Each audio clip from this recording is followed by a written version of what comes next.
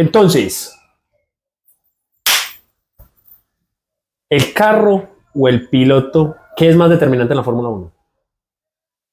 Pues a eso es lo que vinimos. Vamos a analizarlo. Bienvenidos a la Gamer Racing League Fórmula 1 Podcast.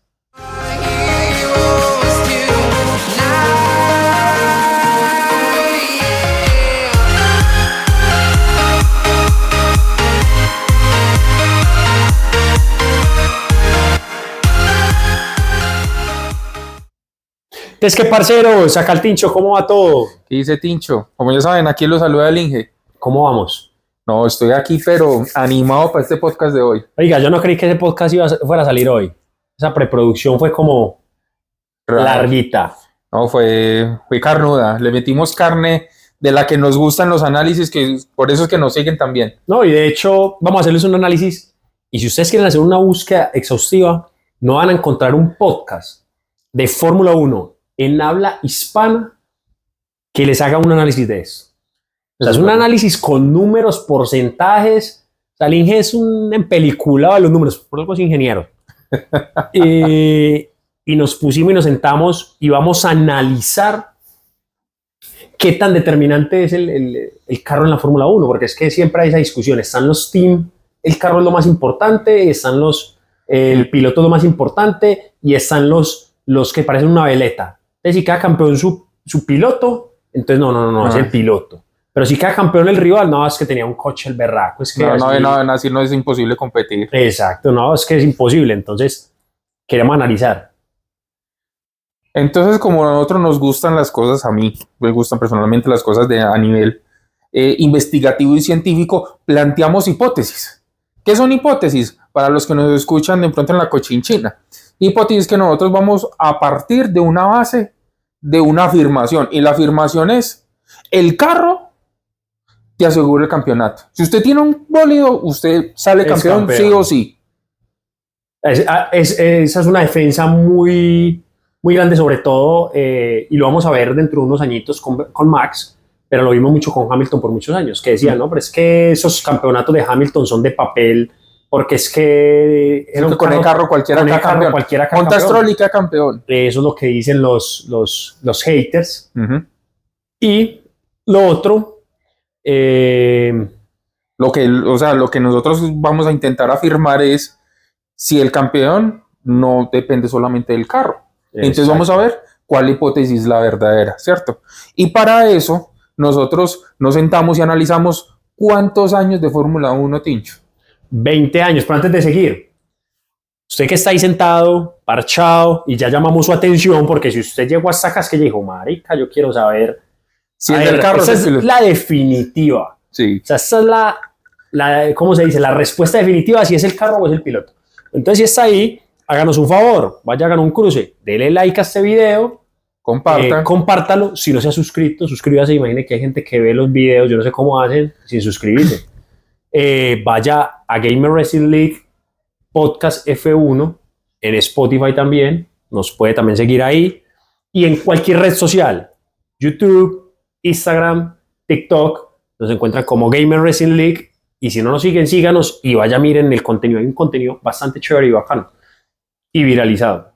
Y sobre todo que este es uno de esos podcasts que tenemos en la playlist de YouTube para escuchar siempre, porque esto no va a cambiar a menos que el deporte como tal cambie. Sí. Esto fue vigente hace 20 años, es vigente hoy y me imagino que dentro de 20 años esta información que traemos seguirá vigente. Es un podcast para escuchar siempre, ¿sí o qué? Entonces, dejémosles también el link ahí de esa playlist para que puedan ir a escuchar los otros. Y dentro de 8 días, ojo, dentro de 8 días comienza la Fórmula 1. Ya no estés de pretemporada, ya nada. O sea, ya se viene el Gran GP de Australia y vamos a tener 2 podcasts para ese fin de semana.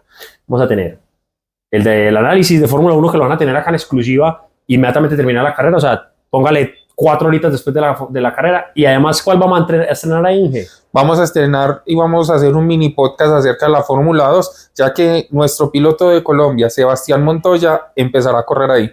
Bueno, Inge, arranquemos. Listo. Entonces, ¿cuáles fueron las variables que tuvimos en cuenta para nosotros determinar si es el carro o es el piloto? Entonces, la dominancia del carro, qué tan fiable era, qué porcentaje de victorias tuvo, y el desarrollo que tuvo durante todo el año, si mantuvo el desarrollo, si mantuvo la dominancia o la perdió en algún momento. Es decir, el carro mejor construido. Exactamente. En eso nos referimos a desarrollo, ¿cierto? Que es que interpreten bien ese reglamento y sea dominante con ese carro. Vamos al tema del piloto, ¿sí? O sea, pues el carro no se maneja solo, todavía la IA no se maneja sola, en los pilotos los Y ojalá no lleguemos a eso. No vamos a Porque llegar intentaron probar en Abu Dhabi y eso fue un fracaso. Sí. Entonces, ¿qué es el piloto? Tenemos la consistencia, qué tan veloz fue, y obviamente el primer rival de todo piloto es su compañero de equipo, porque les entregan el mismo carro. O vamos a ver que algunos pilotos son ellos mismos. Sí, el problema también es su mayor enemigo es ellos mismos. Sí. Y también miramos cuáles fueron esos factores externos que influyeron para que X piloto fuera campeón en ciertos años. Entonces, por ejemplo, incidentes, rivalidades, choques, y qué tan cerrado estaba el campeonato al momento de quedar campeón como tal. Entonces, los errores de los rivales y los errores de los equipos. Entonces, eso es todo. Eso es todo. Vamos entonces a mirar. Suena fácil, pero hacerlo no es tan fácil. Entonces vamos a empezar a viajar a través del tiempo. Vamos a viajar a través del tiempo. De todos estos años escogimos los 10 años que nos parecieron más relevantes para ese tema. Analizamos desde el 2004. Exactamente, analizamos 20 años, pero a lo que quiero llegar es que les vamos a hablar de los 10 años que nos parecieron más relevantes para hablar, porque digamos que los otros años son más como la repetición de lo que, de lo que es, pero digamos que son cosas muy trascendentales que se dieron acá. Sí, porque sabemos que los equipos generalmente no dominan un solo año, sino que Ferrari dominó 3, 4, 5 años, Mercedes 7 años, 8 años, Red Bull lleva 4, entonces McLaren dominó otro tanto, sí. Entonces comprimimos como, bueno, este fue el más determinante, y aún así vamos a hablar como de 10. Sí, entonces vamos a arrancar del más reciente al más antiguo, y arranquemos definitivamente con lo que fue el año pasado. 2024. Entonces, ¿qué determinamos para el 2024? Que para que Max hubiera campeón fue 50% gracias al carro y 50% gracias a Max. Entonces sabemos que Max quedó campeón en un Red Bull denominado RB20, ¿sí? En el cual fue dominante en las primeras 6 carreras. O sea, dominante es que terminaba 20 y 30 segundos adelante de su... Que arrasaba, que tenía un carro con el cual ponerlo adelante y un poco más. A excepción de Australia, pues, que tuvo ese DNF por el tema de los frenos. Pero iba primero. No, ya lo había pasado Sainz. Lo pasó Sainz y terminando esa vuelta, cuando lo pasó Sainz, fue que le tocó entrar a la box y le estalló la llanta del fuego y todo que tuvo ahí. Entonces... acá hay varias cosas, ¿sí? O sea, justamente el año pasado es uno de los que más dependió del piloto para ser campeón, porque la consistencia de Verstappen fue vital. Sí. Porque es que nada te ganas con ser dominador, y cuando no tienes el carro dominador, como lo fue ya McLaren en la segunda parte del campeonato, lo que hizo más fue quedar delante de Norris, que era su principal contendiente. A él no le importaba si ganaba o no ganaba. Él ya dejó de pelear con todo el mundo. Y solamente le importaba dónde está Norris. Sí, de hecho, llegaba otro piloto, Leclerc, Hamilton. ¿Va pasando? Bien pueda. ¿Dónde está Norris? Detrás de usted. A ese sí me le voy con el cuchillo entre los dientes. Exacto. Y lo que hizo, lo que nosotros llamamos pilotear, lo que hizo Max, es que sí, cuando tuvo el mejor carro aprovechó, empujó duro, pero cuando no lo tuvo, hizo lo que siempre hemos dicho, que es pilotearla. Y es llevar el carro a casa. Lo que hizo fue llevar el carro a casa con un carro ligeramente inferior, y ahí nos dimos cuenta que de hecho también es campeón no solo por la consistencia de Max, sino porque también McLaren cometió muchos errores. Entonces cometió errores el equipo y también cometió errores de estrategia. O sea, el equipo de estrategia, y también cometió errores el piloto. El piloto también tuvo errores, como perder, que estamos hablando de Norris, perdió posición en la salida. Fue el piloto que más posiciones perdió en toda la temporada en la salida. O sea, eso es increíble. Sumaban como 30 posiciones en la salida. Aparte, él se equivocaba en las peleas, no sabía leer bien la carrera, y muchas veces le pudo ganar a Max, pero Max de inteligencia, de estrategia, le terminó ganando. Entonces, no fue solo que el carro era bueno, no fue solo que Max ponía el carro adelante, sino que también condicionó factores externos, que es otro equipo que hizo bien las cosas y un piloto que hizo bien las cosas. Exactamente, y además que Verstappen, como ya lo analizamos en el año pasado, en los capítulos del año pasado de cuando quedó campeón, que Max siempre dio esa milla extra para colocar el carro en una posición más adelante de lo que el rendimiento le permitía como tal. Listo, eso fue 2024. Eso fue Ahora 2023. vamos al 2023, que es otro cuento totalmente distinto. Claro, estamos hablando del RB19, que es considerado el carro más dominante en porcentaje de victorias de la No historia es de la Fórmula 1. considerado, es. Es considerado, no, es, exacto. O sea, es el carro que por cierto ganó 21 de 22 carreras que hubo en el 2023.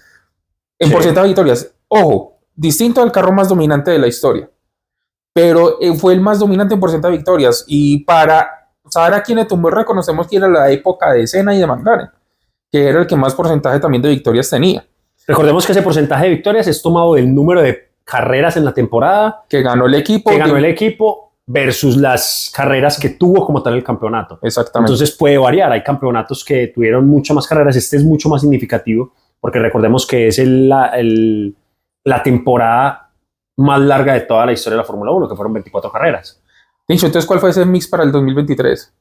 Ese mix, no, El ese mix porcentaje. fue el 80%, el 85% fue para el coche y el 15% piloto, porque ese carro hasta Checo lo ponía en la victoria.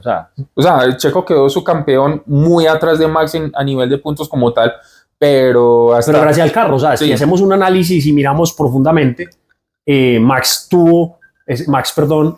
Checo lo amenazó Hamilton al final de la temporada de quitarle ese subcampeonato porque no supo terminar de llevar bien el carro. O sea, el carro a toda la mitad más de la mitad de la temporada era 1,5 segundos más rápido que el resto. Entonces, era tan dominante ese coche que inclusive le propinó también un ahorro a Checo para que no perdiera esa segunda posición. Con un gap más ajustado, Checo no hubiera sido subcampeón.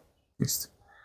De ahí nos vamos un poco más atrás, ¿sí? Después del 2023 nos vamos al 2021 en el primer campeonato de Max Verstappen, que fue una temporada para recordar. El robo a Hamilton. El robo a Hamilton, pero solo en Abu Dhabi. Que si no ha escuchado ese capítulo, también puede ir también a podcast para escuchar siempre. Y ahí va a encontrar si realmente Hamilton tiene 7 u 8 campeonatos. Pero este mix es muy interesante porque vemos por primera vez, pues a pesar de que es el tercer año, que fue más determinante el piloto que el mismo carro.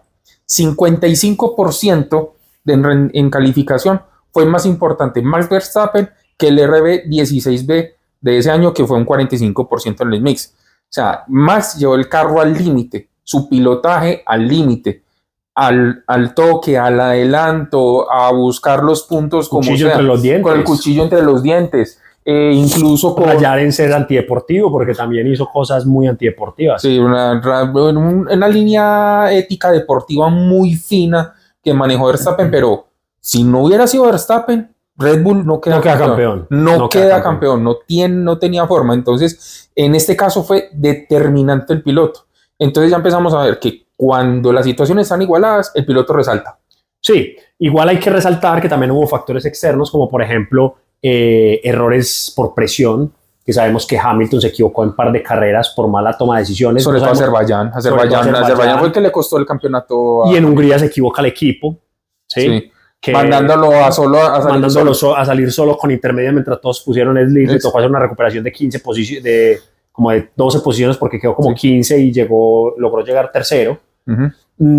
Aparte de eso, pues también hay que resaltar, a la gente le encanta romantizar las cosas, pero el Red Bull tampoco era un carrito de mercado como hay veces la gente lo quiere hacer ver. Era un carro veloz, pero más inconsistente y claramente no era mejor que Mercedes. No era mejor, pero sí estaba muy a la par y en algunas pistas fue mucho mejor que el Mercedes. Sí. Entonces es eso, pero sí obviamente marcó mucha diferencia. Sacó lo mejor de los dos pilotos. A la final quedó campeón Max, pero creería que si hubiera quedado campeón Hamilton también estaríamos resaltando porque Hamilton tampoco la tuvo fácil. Pero en este caso Max tuvo una conducción impresionante. O sea, ese año dependió del piloto. Exacto. Ese año podemos decir que si era cualquier otro piloto que actualmente está en la parrilla, hubiera estado en el Red Bull, no hubiera quedado campeón. Y otro que hubiera sido en Mercedes, por ejemplo, que estaba Bottas en ese momento, era Bottas tampoco hubiera sido lo del rendimiento que le sacó. Sido campeón de la Fórmula 1. No hubiera estado tan tensionante la pelea como tal.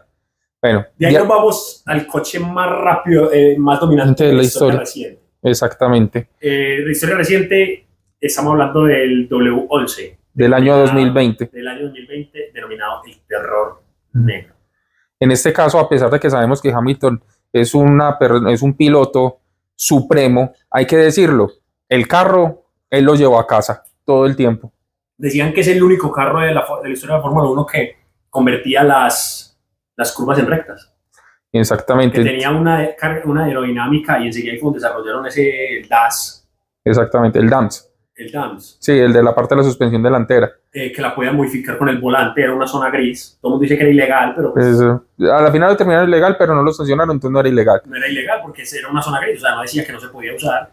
Y lo que no está en la Fórmula 1, lo que en el reglamento, es gris.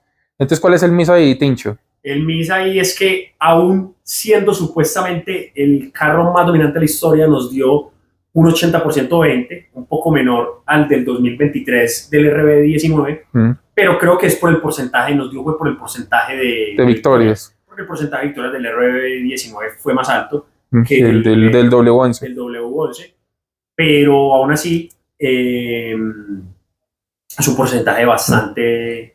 es decir... No hay que decir nada. Rindió el carro, rindió el piloto, rindió el equipo, ahí no había nada que hacer. O sea, sí o sí salía campeón. Y el tema ahí es que ahorita usted hacía el paralelismo con Bottas. En este caso, si Hamilton no hubiera estado, Bottas hubiera sido campeón del mundo. Porque Bottas fue segundo, con como 300 y punta de puntos también. O sea, hubiera sido campeón del mundo.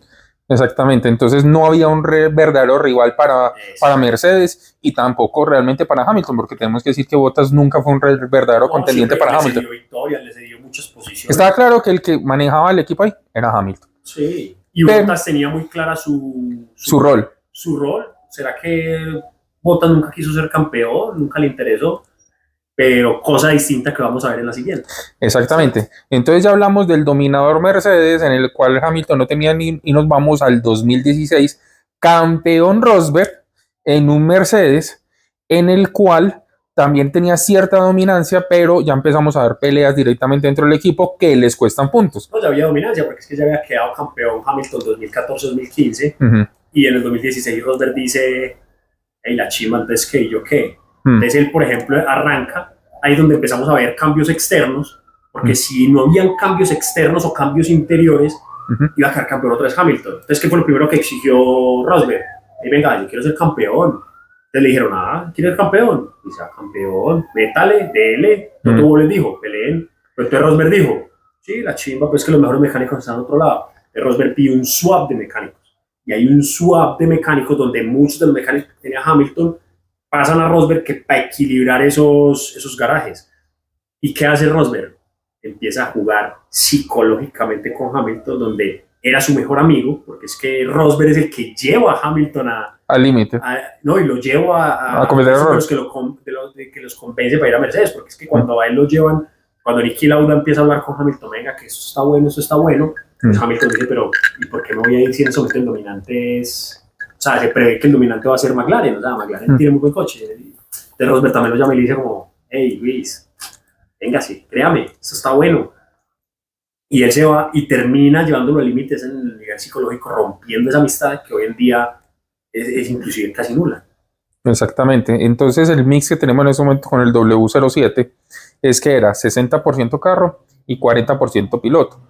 Porque cualquiera de los dos era para salir campeón. Sí. Pero ahí fue determinante ya el tema del factor, no tanto el carro, sino quién salía campeón de los dos.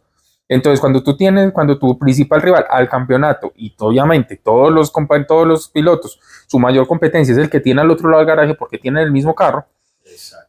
Entonces ya es más determinante el tema del piloto. A pesar de la dominancia, por ejemplo, 2020 que fue 80-20, 80 carro, 20 piloto, ahora sí se necesitaba ese factor del piloto para saber quién era el que iba a salir campeón en un carro dominante. Exacto, eso le iba a decir. Que aún así, ese 40% es un dominio impresionante, porque es que a la final Mercedes permitió esa pelea, porque sabía que pasara lo que pasara, iban a ser campeones de constructores. Iban a ser campeones mínimamente de constructores. Hasta que se chocaron en España y dijeron, no, bájele 2 rayas. Eso le iba a decir yo, que esa fue de las cosas que hizo Rosberg, porque Rosberg inclusive después, y realmente Hamilton rompió relaciones con Rosberg, porque él se dio cuenta que si él no se ponía también el cuchillo en los dientes, Rosberg no tenía problema en tirarlo a la grada. ¿sí? Tíralo a la grava, al muro. Y ese fue el momento donde se marcó diferencia en un antes y un después en la amistad de Rosberg y Hamilton, fue en España, porque ya Hamilton no se le quiso mover, ya Hamilton no quiso, es que es mi amigo, y eso fue lo que dijo Rosberg. Rosberg dijo, es que si yo le seguía compitiendo como mi amigo, yo nunca le iba a tirar el carro, y entonces yo nunca iba a ser capaz de adelantarlo. Cuando Hamilton también entendió eso, ¿qué pasó? Choque, y primera victoria ¿de quién? de Max. Y ahí, pero vaya, yo soy Max Lover. Es que Max, porque cuando ganó el año pasado Russell en Austria, dijeron que eso era una victoria heredada, que eso para qué, que eso no servía, y se les olvida que su Max. ídolo ganó su primera carrera porque los dos Mercedes chocan, y si no, no era ganado en 2016. Igual es completamente válido. Sí, claro, porque tuvo el rendimiento para ser el mejor del resto. Donde tenía que estar. Sí, es donde tenía que estar. Ese fue el sacrificio, un sacrificio bastante grande que tuvo que hacer Rosberg para ser campeón del mundo. Tanto lo desgastó tanto psicológicamente a su rival y a él mismo, que el mismo en 2016 dijo, panas, son es para mí, todo bien, me voy. Me voy con el campeonato en el bolsillo, les voy como campeón, chao, que les vaya bien. Sí, porque él sabía que el otro año se iban a matar. Sí, si se mataron una temporada, imagínense, ya Hamilton ya, listo, así vamos a jugar así. Sí. Sí. Y el negro también se va a jugar, el de color. El color. Negro. Entonces vamos pues ya. Que ¿por qué no nos ven tanto en YouTube? Esas son las cosas, hermano. Entonces, del 2016 vamos al 2011, a la primera época dorada de Red Bull, que es en el que quedó. Aunque era el segundo título, pues. Ya era el segundo título de Vettel 2011 con el RB7, en el cual fue 75% carro, 25% piloto. Y fue una dominación absoluta, ¿sí? El único rival que tenía era Mark Webber. Sí. No tenía un equipo realmente que estuviera a la altura para eso. Y dicen que por eso, y que Mark Webber es el responsable de los problemas en McLaren. Claro, pero es producto de eso, porque Red Bull sí siempre ha dejado muy claro que el primero era Vettel. Que el primero es un piloto, tiene un piloto número uno y el resto ayude, papito y reme, que es lo que vivió Checo pues ahora último. En estos días saca Checo un libro así como lo sacó Mark Webber, porque Mark Webber saca un libro, y como él es el manager de Piastri, entonces él dice que él es el que tenía encendidos en McLaren, que para que no fueran piloto 1 y piloto 2. Exactamente. Porque él no iba a permitir que a su apadrinado le pasara lo que le pasó, porque él dice que pero la verdad es que no, pues no sé por qué se compara con Vettel. O sea, la verdad es que no tiene forma. No tiene cuándo. O sea, no tiene ni el talento, ni el carisma, ni la agresividad. O sea, nada. No era un piloto malo. Pero ya es decir, que es que yo soy mejor que Vettel. Pues por favor, Vettel está en el top 5 de los mejores pilotos de la historia del fútbol. Cuatro veces campeón seguidas, pues sí, no es cualquier cosa. Le estamos mostrando el año en el que fue más dominador, porque estamos haciendo como ese tema de análisis que estamos cuando fue el piloto, cuando fue el carro, cuando eso fue el piloto. Eso exime que las otras veces no haya sido dominador. Lo que pasa es que los porcentajes no eran tan abrumadores. Exactamente. Cuando vemos la conclusión, sí engloba los 20 años como tal. Exacto. Nos vamos al 2009, el que yo llamo el año milagro. El año milagro. El año milagro del de Brown GP con el B001, Jenson Button campeón, en el que a pesar de que tuvo que pilotear como le tocó a Max Verstappen en el 2024, que es 50-50, en este caso el 80% de ese campeonato fue del carro y 20% de Jenson Button. ¿Y por qué? Porque él simplemente fue consistente y aprovechó la ventaja inicial para poder ser campeón, pero no tuvo realmente un competidor tan directo, a pesar de que en ese momento ya estaba Vettel, estaba Rubens Barrichello al otro lado del garaje, pero no fue hasta la segunda parte de la temporada que empezó estaba ya Lewis Hamilton, que era el actual campeón. Exacto, pero a lo que yo me refiero es que no demostró capacidades como piloto como tal Jenson Button para decir es que tenía que ser Jenson Button para salir campeón. Es que de hecho cuando entrevistan a grandes pilotos y les preguntan ahí como cuál es el piloto menos capacitado que ha habido en la Fórmula 1, todos dicen que Jenson Button. Sin decir que era mal piloto, pero realmente Jenson Button llegó a un equipo que no se esperaba, que de hecho es un equipo que construyeron ahí. Si no se han visto la serie, la pueden ver. La Brown GP en Disney Plus. En Disney Plus está. Y es donde ese Brown, ¿cómo es que es? Brown. Bueno, ¿cómo es que apellido Brown? Es que no me acuerdo el nombre tampoco. James, no. Bueno, De hecho, el nombre fue como ahí en el momento como... Lo compraron a Honda por una libra esterlina del equipo y sostuvieron todo el tema del equipo. Y él como ingeniero, o sea, él sí fue team principal, él era ingeniero y pasó a ser team principal con ese tema de la compra. No termina, no. Ross Brown. Creo que es Ross. Bueno. Lo escriban en los comentarios el nombre de Brown que no nos estamos acordando en este momento.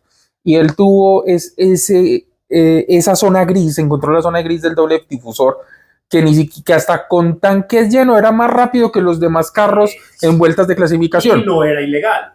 Resulta que ellos interpretaron el reglamento y que podían poner un doble difusor. Por ahí, entonces, el que más puso problema porque se creía que, o sea, ya se venía el dominio de Red Bull. El Red Bull ya venía compitiendo fuertemente. Entonces, el que más jodió con eso fue Christian Horner. Y cuando le dijeron, no es Luis Ferrari también estuvo jodiendo con eso. También lo implementaron y ahí es donde se viene la caída de Brown GP. Sí, lo que pasa es que Brown GP en ese momento, desarrollaron el carro, tuvieron un super carro dominante en la primera mitad de la temporada. Sí, a todo mundo. Al que se le atravesaba lo cascaban. El problema es que no tenían el dinero para desarrollar, o sea, es que no tenían ni siquiera el carro, ellos tenían que rezar que no tuvieran ningún choque, ningún incidente, porque no tenían ni con qué pagar un carro nuevo. Y eso fue hasta sorpresa para el mismo equipo, porque cuando llegaron a los test, todos se escondiendo como cosa rara. Terminaron los test y ellos veían que sí tenían como buenos números, pero bueno, cuando llegan al primer GP, que creo que ese año abrió Australia, hacen la pole position y no 1-2 y ganan. Creían, todo el mundo era como, ay, ¿qué es eso? Y todos veían para el garaje, ustedes porque tenían tan escondido los mismos mecánicos de Brown GP, o sea, no creían que tenían. Ellos tenían motor Mercedes, si no estoy mal. Hasta Honda. El equipo era Honda, pero no les iban a dar motores porque Honda estaba con el problema de la crisis del 2008. Sí, por eso entregaron el equipo. Yo creo que es que yo me acuerdo porque es que Mercedes fue que le dijo como que venga, relájese, nosotros le vamos a proveer los motores, no me tiene que pagar de una. Entonces todos como que, ay sí, dejemos a Brown que corra. Cuando ya estaban adelante, empezaron a decir, venga, nosotros queriendo ayudarles a ellos. Y nos están pelando. No, venga, ¿qué están haciendo? Y enseguida nos hacen trampa. Porque todos decían que era una trampa. Bueno, y bueno, podemos sacar un capítulo hablando de Brown GP. Porque es que la verdad es una historia bastante emocionante. Sí, y los que no han visto la serie, la tienen que ver porque todo fan de la Fórmula 1 tiene que conocer esa historia. Entonces, englobando, 80% carro, 20% piloto. Y ahí es donde ya nace Mercedes a partir del 2010. Exactamente. Entonces nos vamos porque llegaron quebrados. Sí. Pero bueno, no vamos a seguir con eso. Nos vamos entonces a 2007. En el con el LF 2007 Ferrari. Exactamente, en el que Kimi Raikkonen fue campeón, en el que decimos que fue 50% carro y 50% piloto. Y es muy claro por qué. El claro dominador de ese año era McLaren. El problema es que McLaren tenía dos pilotos bastante copetones, bastante McLaren que campeón en 2008 con Hamilton. Y tuvieron esa competencia entre Hamilton y Alonso. Exactamente, entonces esa pelea interna porque se saboteaban entre ellos mismos en clasificación. Brasil, donde Alonso se queda parado en el garaje sin salir para evitar que Hamilton metiera la vuelta rápida. Empezar a alcanzar a salir y dar la vuelta de calentamiento para hacer la vuelta rápida. Lo que hace entonces es que Kimi Raikkonen, a pesar de no tener un carro dominante, fue lo suficientemente consistente para remontar en la segunda parte de la temporada y quedar campeón en la última carrera. Sí. Entonces, Ferrari no hubiera sido campeón de pilotos ese año si Kimi Raikkonen no estaba detrás de ese volante. Sí, ahí volvemos a lo mismo que mencionábamos más arriba, creo que era con Nico Rosberg y con mismo Max. Si Kimi Raikkonen no hubiera estado en Ferrari, Ferrari no queda campeón. Exacto. Porque Kimi fue el que aprovechó, vio una oportunidad y aprovechó. Sigue 2005. El primer campeón de los colombianos. Sí, nos duele mucho a los colombianos porque 2005 McLaren era el bólido a vencer. El primer campeonato de Fernando Alonso con el Renault R25, en el cual definitivamente, si no es Alonso, Renault no queda campeón. Porque el campeón creo que en su momento era Kimi Raikkonen, pues que sí, segundo. Sí, exactamente, era Kimi Raikkonen. fue 40% carro, 60% piloto. Y nos duele porque ahí estaba Juan Pablo Montoya. Y Juan Pablo se veía muy perfilado también para pelear. Pues de hecho peleó por el campeonato, quedó tercero. Exacto, lo que sucede es que McLaren se le costó mucho el tema de la fiabilidad. Tuvieron 7 DNFs durante la temporada que les costó aproximadamente 50 puntos. Entonces, pues aprovecharon el error del equipo, aprovecharon la fiabilidad del R25 y Fernando Alonso firmó una temporada impecable de consistencia, de equilibrio y fiabilidad que le dio el campeonato a él. Si no, eso era McLaren. Eso era McLaren. Y ya para el último año dejamos otro super dominador de Michael Schumacher del 2004 con el F2004. Que también es considerado de los más... Uno de los mejores carros, uno de los mejores de la historia.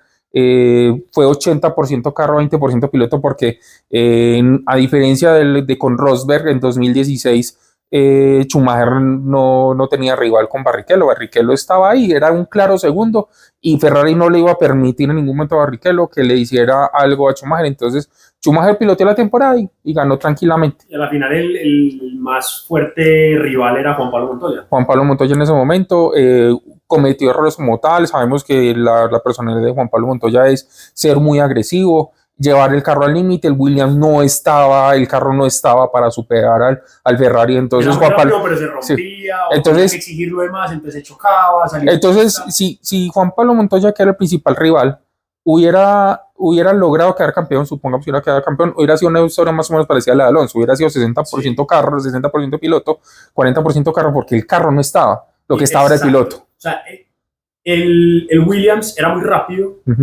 pero no le llegaba al F2004. Exacto, al Ferrari, y a él le decían muchas veces, porque cuando hablamos de manejo agresivo no necesariamente es que chocaba, porque Juan Pablo no era de chocar mucho tampoco, pero sí era por nada le decían el rompemotores, el rompecoches, porque él, el ingeniero, le decía, Juan, bájale, no lo revoluciones más, no lo empujes más, el carro no da más, y él decía, pues que me tienen unas pistas para yo dar lo que hasta el 110%.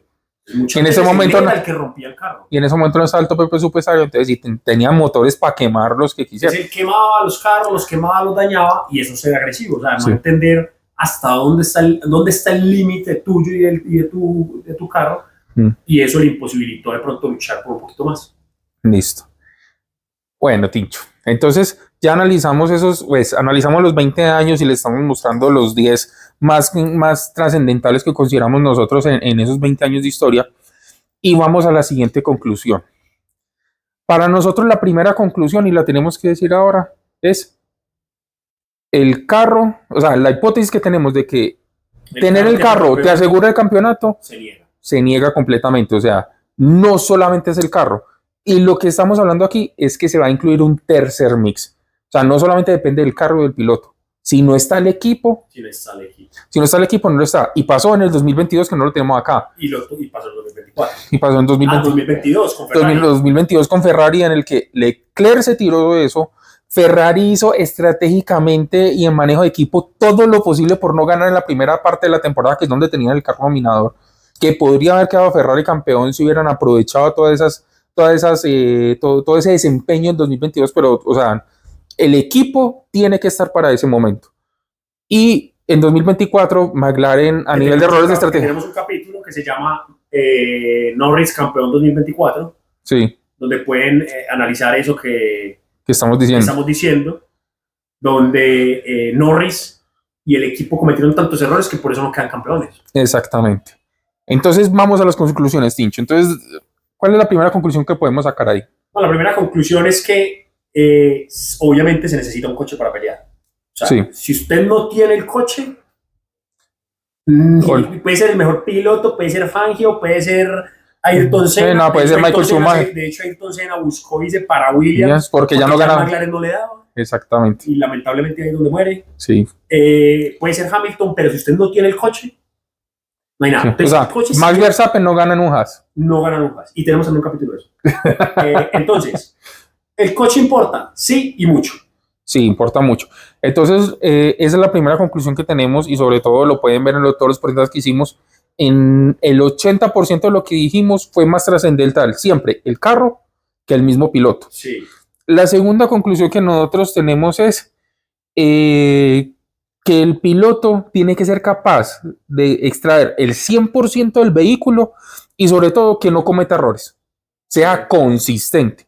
Porque tú puedes tener en 2023 el carro más dominante como el RB20 o RB19, no me acuerdo, en el que quedó campeón el 2023. El 2023 RB19. El RB19 de Max Verstappen.